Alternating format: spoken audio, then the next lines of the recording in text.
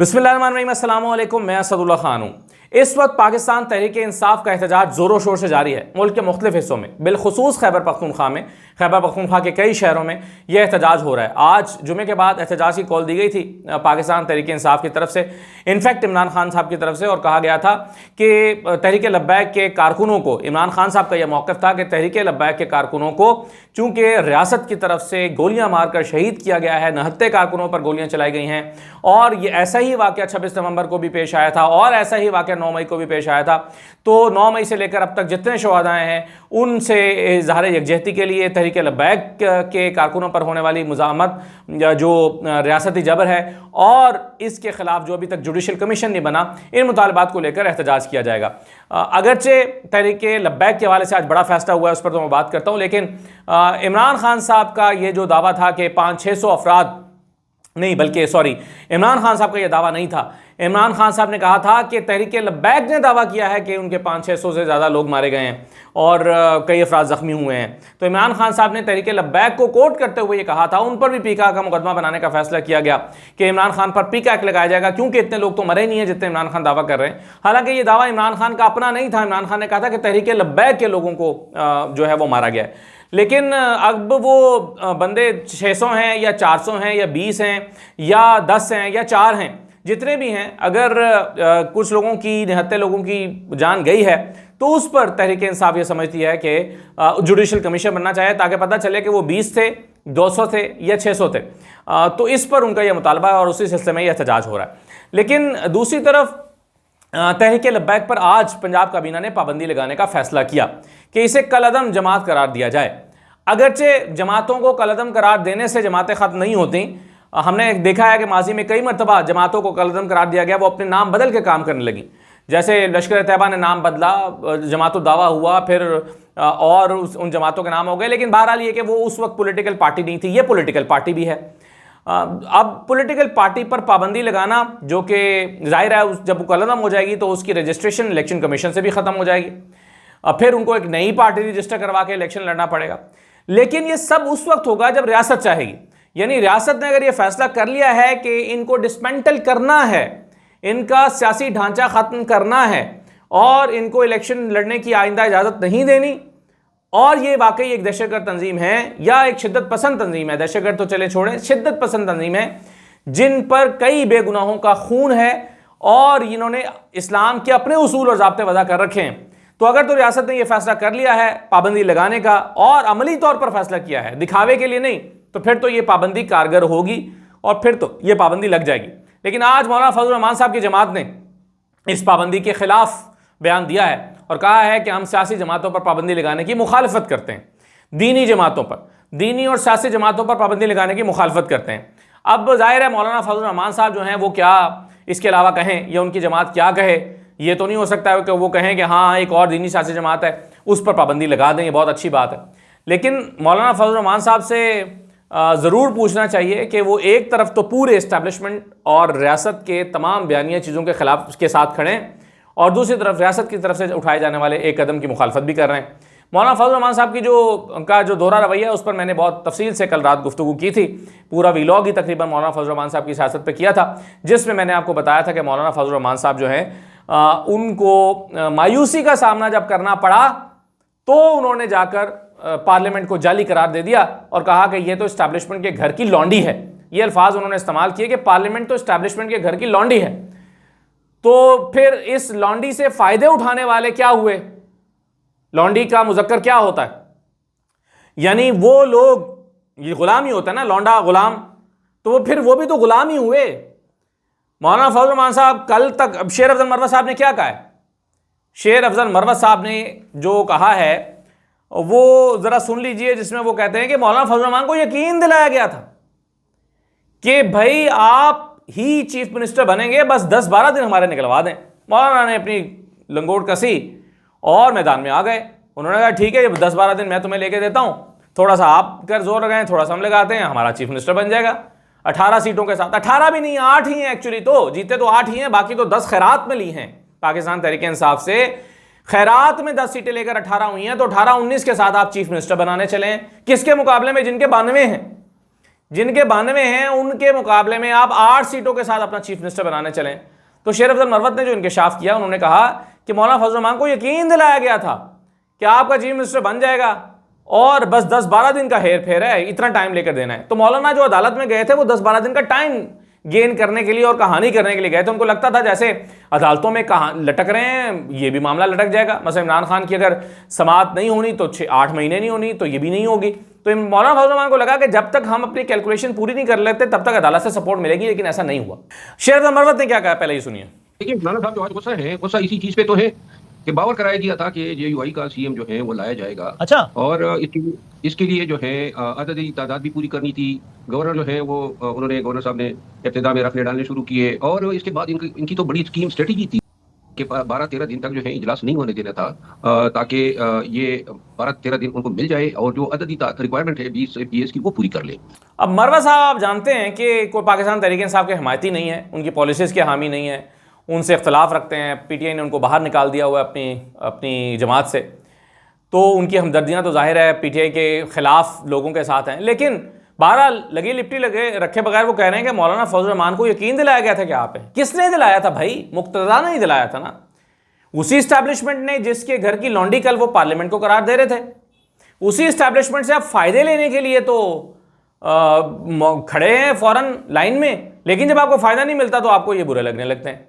तो मौलाना की सियासत तो इस किस्म की है, जिस पर अब मैं जितनी बात करूँगा वो मैं उस पर रेपिटेशन नहीं करना चाहता, लेकिन बहरहाल जितनी बात की जाए वो कम है।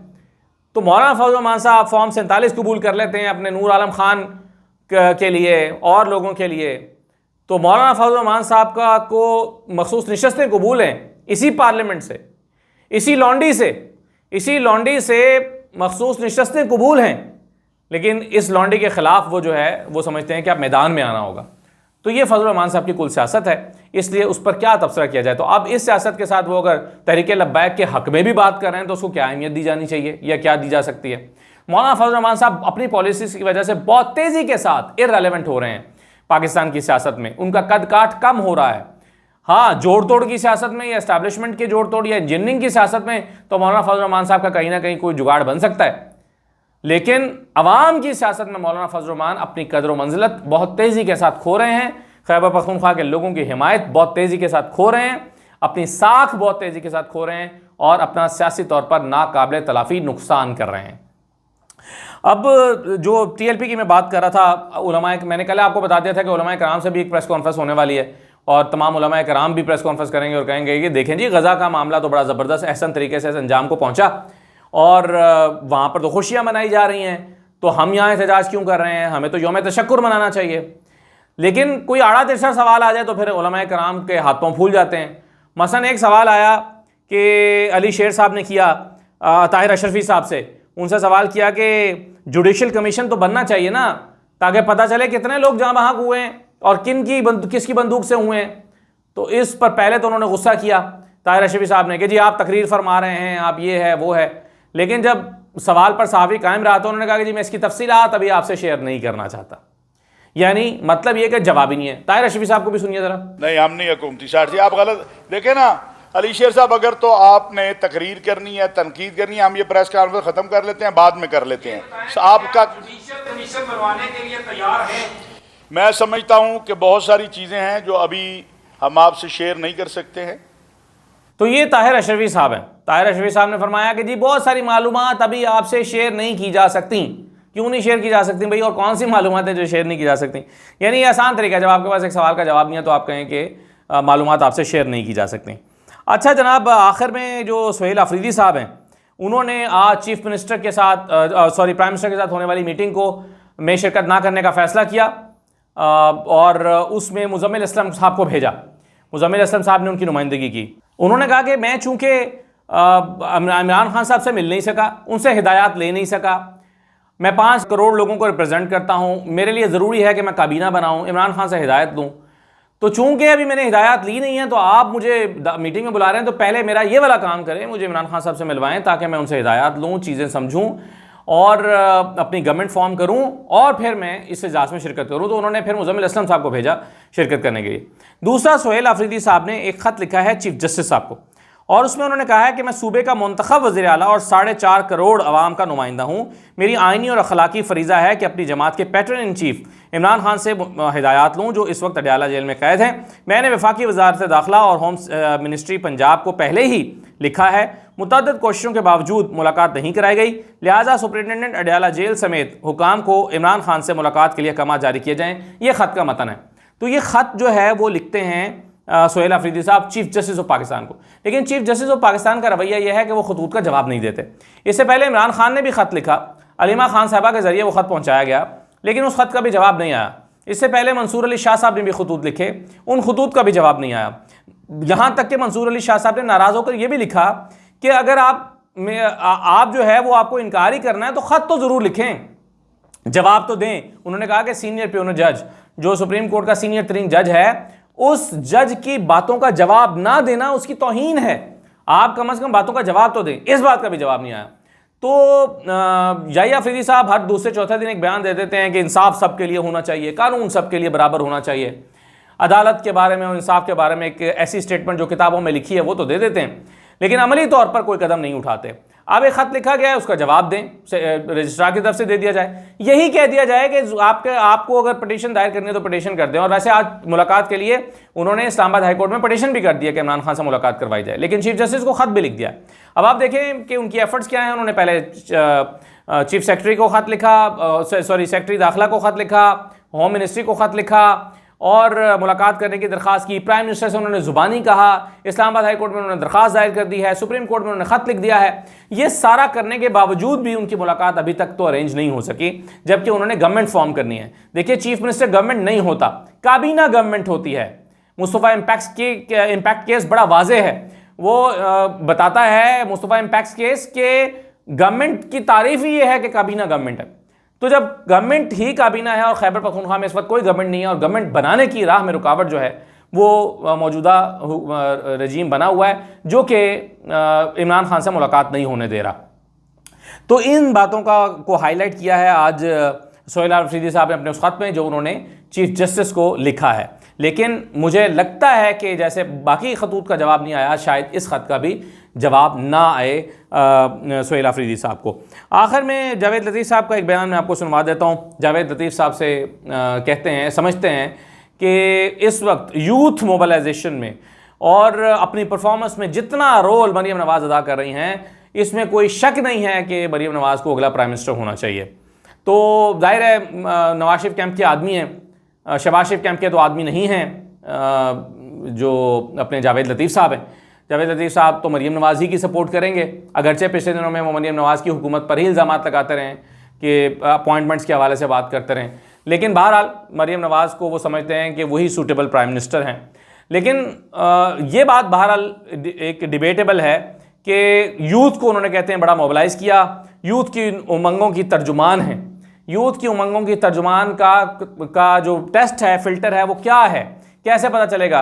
वो तस्वीरें जिसमें एक स्टूडेंट जो है वो स्टेज पर चढ़ के जफ्फी डाल लेती है मरीम नवाज़ को, या चंद 4, 5, 10 लड़कियां जो अरेंज की होती हैं वो आकर सेल्फियां लेने लगती हैं, तो ये यूथ की जो एक वालिहानापन या जो आपके साथ सपोर्ट है, ये उसका इजहार नहीं करता। उसका इजहार पता चलेगा जब वोट होंगे, इलेक्शन होगा, यूथ के वोट कैलकुलेट होंगे, पता चलेगा कि कितने % यूथ ने किसको वोट दिया है, फिर पता चलेगा।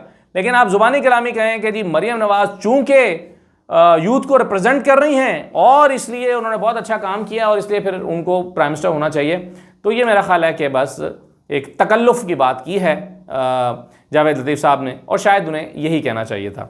इजाज़त दीजिए, अल्लाह हाफ़िज़।